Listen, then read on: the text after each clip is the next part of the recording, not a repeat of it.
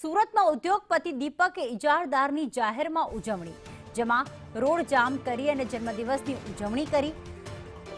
ઉદ્યોગપતિએ દીકરાના જન્મદિવસે જાહેરમાં તાઇફા કર્યા અને સાથે ધમકી પણ આપી હતી। આજે વિડીયો છે તે સોશિયલ મીડિયામાં વાયરલ થઈ રહ્યો છે, જેમાં ઉદ્યોગપતિ પોતાના પુત્રના જન્મદિવસની ઉજવણી તો કરી જ રહ્યા છે જાહેરમાં, પરંતુ ધમકી પણ આપી રહ્યા છે। રસ્તાની વચ્ચોવચ્ચ ઉભા રહીને આતશબાજી કરી રહ્યા છે। રોડ ખુલ્લો કરવા કહેતા ઉદ્યોગપતિએ વાહન ચાલકને ધમકી પણ આપી હતી।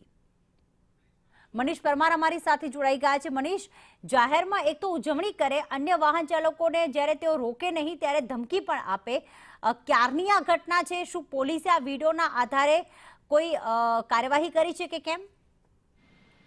બિલકુલ વાત કરીએ તો સુરતના જાણીતા ઉદ્યોગપતિ સામે આવી છે।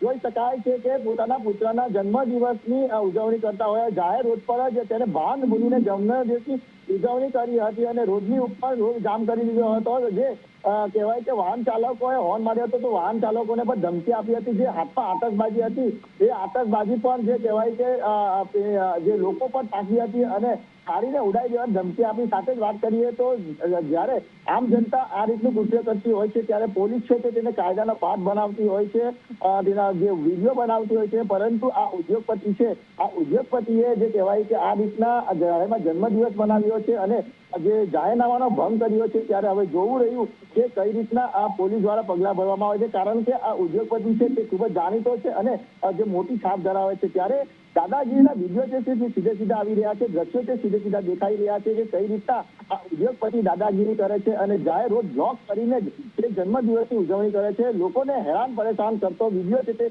સામે આવ્યો છે। જી બિલકુલ, વાહન ચાલકોને હેરાન પરેશાન કરી રહ્યા છે ઉદ્યોગપતિ, મોટો ઉદ્યોગપતિ છે, જેના કારણે તમે જે કહ્યું મનીષ કે શાખ છે, પૈસાની વગ છે, તો શું પોલીસ લાગે છે કે આ કાર્યવાહી કરશે એની સામે? કારણ કે વાહન ચાલકને એમ પણ કહ્યું કે હોર્ન મારીશ તો હું તને મારીશ, એવું પણ કહ્યું છે। બિલકુલ વાત કરીએ તો મોટો ઉદ્યોગપતિ છે અને અગાઉ પણ અનેક વાર વિવાદમાં આવી ચૂક્યો છે। આવી જ હરકતના કારણે તેની પર ગુનો પણ દાખલ થયો છે, પરંતુ તેને કાયદાનો કે પછી પોલીસનો કોઈ પણ પ્રકારનો ડર નહીં હોય તે રીતનું સામે આવ્યું છે। કારણ કે જાહેર માર્ગ ઉપર જ્યારે આ રીતના ફટાકડા ફોડી અને લોકોને ધમકાવતા હોય છે તો તેને કાયદાનું જ્ઞાન છે કે આ રીતના કરશે તો તે જે પોલીસ છે તેને પાઠ ભણાવી શકે છે, પરંતુ તે સત્તાના નશામાં અને રૂપિયાના નશામાં તમામ જે કાયદો અને જે કહેવાય કે પોલીસ ગુનો નોંધાયેલો છે તો જે તે સમયે કાર્યવાહી કેમ ન થઈ?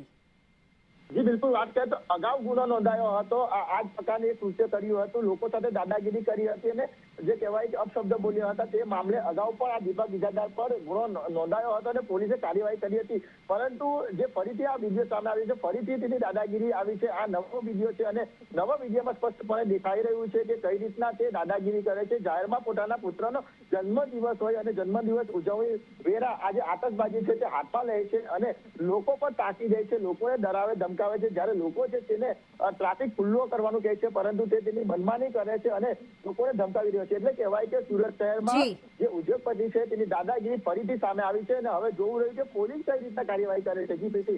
બિલકુલ, આભાર મનીષ તમામ વિગતો માટે। તો પહેલા પણ ગુનો નોંધાયો હતો, કાર્યવાહી પણ થઈ, પરંતુ ફરી એક વખત જાણે કાયદાનો કોઈ ડર જ ન હોય તે રીતે આ ઉદ્યોગપતિ જે છે રાજાશાહી ઉજવણી તો કરી જ રહ્યો છે, પરંતુ સાથે સાથે અન્ય લોકોને ધાક ધમકી પણ આવી રહ્યો છે। શું ઉદ્યોગપતિ છે એટલે મન ફાવે તેમ વર્તી શકે છે?